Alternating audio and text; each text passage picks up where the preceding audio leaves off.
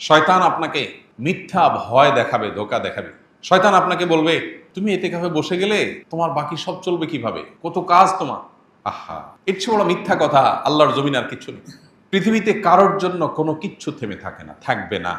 একসময় যাকে মনে হতো এর কোনো বিকল্প নাই, তার বহু বিকল্প দেখা গেছে, তার চেয়ে বেটার বিকল্প দেখা গেছে না, যায়নি। আপনি মনে করছেন আপনার প্রতিষ্ঠানের জন্য, ব্যবসার জন্য, ফ্যামিলির জন্য আপনি নির্বিকল্প। আপনার মতো হাজার লক্ষ বিকল্প আল্লাহ প্রস্তুত করে দিতে পারেন। আপনি থেকে যা করতে পারবেন, আপনি না থাকাতে তার চাইতে বেশি হতে পারে। এটা আমাদের চোখের সামনে অহরহ অগণিতবার হচ্ছে, আমরা দেখতে পাচ্ছি। কিন্তু মানুষ বড়ই অকৃতজ্ঞ। আল্লাহ তাআলা বলেছেন এই জন্য যে ইন্নাল ইনসানা লাকাফুর। মানুষ বড়ই অকৃতজ্ঞ। মানুষ চোখের সামনে দেখে, জানে, শুনে, বুঝে, কিন্তু সে নিজের মধ্যে সেটাকে ধারণ করে না, গ্রহণ করে না। চোখের সামনে আমরা দেখেছি বহু সন্তানের বাপ আছে, কিন্তু সন্তানের ভাগ্যে ভাত জোটেনি বা অমানুষ হয়ে গেছে। আবার বহু সন্তানের বাপ নাই, মারা গেছেন, কিন্তু সে সন্তান মানুষের মতো মানুষ হয়েছে। আছে না নজির? বহু ব্যবসা মালিক একেবারে চোখের সামনে থেকে টেক কেয়ার করে নিজে হাতে যত্ন করে গড়ে তোলার চেষ্টা করেছেন, কিন্তু দেউলিয়া হয়ে গেছেন, টিকেতে পারেন নাই। আছে না?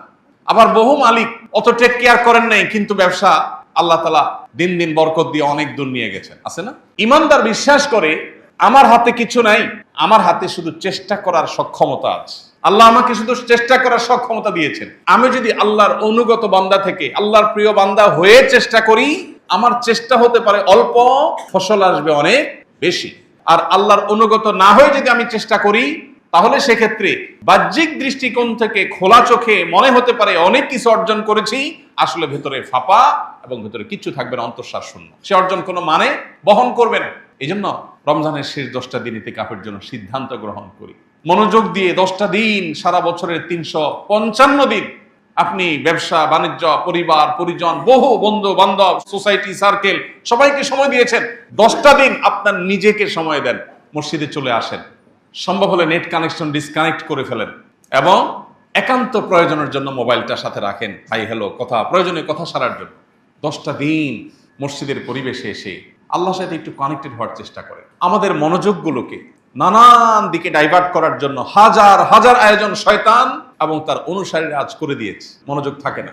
10 মিনিট দোয়া তো দূরের কথা, 2 মিনিট দোয়া করলে 5টা কথা মনে আসে, 5 দিকে মন চলে যায়। আপনার কাছে কে যদি ভিক্ষা চায়, আপনারা বললো ভাই ভিক্ষা দেন, এটা বলে মোবাইলটা বের করে সে মনে করেন মোবাইল টিপতেছে। কি বলেন? আপনি কি তাকে ভিক্ষা দিতে মন চাইবে? মেজাজটা খারাপ হবে না? আপনি একটা সৃষ্টি মানুষ, আপনার কাছে যখন চাওয়ার সময় সে অন্যমনস্ক হয়েছে, এটা যদি আপনার মনের কষ্টের কারণ হয়, তাহলে আহকামুল হাকিমিন আল্লাহ রাব্বুল আলামিনের দরবারে যখন আপনি দোয়া করছেন, যখন আপনি সেজদা দিচ্ছেন, যখন আপনি নামাজ পড়ছেন, ওই সময় আপনার মনে 30টা কথা মনে আসছে। আপনি অন্য জগতে বিচরণ করছেন, আপনি অন্য জগতে প্রবেশ করে গেছেন। একদিকে বলতেছেন সুবহান রাব্বিয়াল আলা, অপরদিকে আপনার মনে আছে অন্য জিনিস। একদিকে বলছেন আল্লাহ আপনি আমাকে মাফ করে দেন, আপনার মনে আসছে অন্য বিষয়। তাহলে কিভাবে আপনি আশা করেন রব্বে কারীমের কাছ থেকে এই ভাঙাচোরা, এই ত্রুটিপূর্ণ, শতদা বিভক্ত, বহুদিকে মনোযোগ চলে যাওয়া এই দোয়া দিয়ে আল্লাহর কাছ থেকে আপনি মাগফিরাত পাবেন?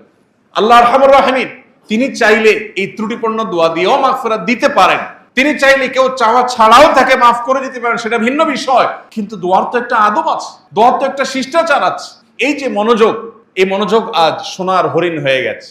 মনে রাখবেন, শত শত হাজার হাজার লক্ষ লক্ষ কোটি টাকা আল্লাহর রাস্তায় দান করা, এটা আজকাল এত কঠিন বিষয় না। যত কঠিন বিষয় আল্লাহ রাব্বুল আলামিনকে পরিপূর্ণ মনোযোগের সাথে একটু স্মরণ করা। মাত্র 2 রাকাত নামাজ পড়ার চ্যালেঞ্জ নেন, যে 2 রাকাত নামাজ পড়বো, একটি বারের জন্য আল্লাহ ছাড়া, আখিরাত ছাড়া অন্য কোনো কিছু মাথায় আসবে না। চ্যালেঞ্জ গ্রহণ করেন, দেখেন পারেন কিনা। Not easy. 10, 20 লাখ, 50 লাখ টাকা দিয়ে দিতে পারে, কারোর কাছে পয়সা আছে। গরিব যার কাছে, তার কাছে যা আছে সবই দিয়ে দিতে পারে। মনে সে উৎসাহ আসছে, জোশ আসছে, দিয়ে দিছে। এটা যতটা সহজ, পরিপূর্ণ মনোযোগের সাথে আল্লাহর ইবাদত এত সহজ না। মনে রাখবেন, শয়তান যে জিনিসটাকে যত কঠিন করে ফেলে, বুঝতে হবে ওই জিনিসটা তত ইম্পর্টেন্ট, তত গুরুত্বপূর্ণ। আমাদের ইবাদতের মনোযোগ নিয়ে ফেলছে। রমজানের শেষ 10টা দিন যদি আমরা ইতিকাফে বসার নিয়ত করতে পারি, অন্য সমস্ত মনোযোগ বিনষ্টকারী বিষয়গুলোর সাথে সম্পর্ক কাট করে, ছিন্ন করে যদি আমি বসার চেষ্টা করতে পারি, অন্তত ইবাদতে, আল্লাহর স্মরণে, দোয়ায় মনোনিবেশ করার, মনোযোগ দেওয়ার, ফোকাস ধরে রাখার এই প্রচেষ্টায় আমি ফিরতে পারি। আমি অন্তত এই 10টা দিন ট্রেনিং করতে পারি, যেটা আমার পরবর্তী জীবনে, রমজান পরবর্তী সময়ের জন্য হয়তো ফলপ্রসূ হবে। চেষ্টা করা যাবে তো ইনশাআল্লাহ? ভাইরা আমার, দুনিয়ার অনেক স্বাদ তো আমরা আস্বাদন করি। আল্লাহর কাছে রোনাজারির, কান্নাকাটির, চোখের পানি ফেলার, দোয়া করার এক অভূতপূর্ণ স্বাদ আছে। আপনার পরম প্রিয় আপনজনের সাথে কথা বলার, আড্ডা দেওয়ার একটা মজা আছে, জানি। কিন্তু আপনি কি জানেন, আপনার রব সৃষ্টিকর্তার সাথে আড্ডা দেওয়ার, রবের সাথে মুনাজাত করার, মুনাজাত মানে দুই হাত তোলা না, শুধু দুই হাত তুলবেন, দুই হাত তুলে আল্লাহর কাছে বলবেন, চাইবেন ইফতারের আগে সব পশা রেডি আছে, 10 মিনিট আগে 5 মিনিট আগে বলবেন, যা যে অবস্থা আছে এইভাবে থাক, আজকে শরবত একটা হয় না, হবে না, চলে আসো। সবাইকে নিয়ে আল্লাহর কাছে দুহাত তুলে দোয়া করেন, ভোর রাতে তাহাজ্জুদে দোয়া করেন, নামাজের পরে দোয়া করেন, যখন সুবিধা আসবে তখন আল্লাহর কাছে একটু চান। আল্লাহকে ডেকে ডেকে আপনি এক একটা গুনাহের কথা স্মরণ করে আল্লাহর কাছে মাপ চান। পৃথিবীর কোনো মানুষের কাছে কোনো অপরাধ স্বীকার করলে আপনার কখনো ভালো লাগবে না, আপনার অস্বস্তি লাগবে। একটি মাত্র জায়গা আছে, যে জায়গায় আপনি অপরাধের কথা স্বীকার করলে আপনার ভালো লাগায় কাজ করবে, সেটা হলো আল্লাহর সাথে কথা বলা।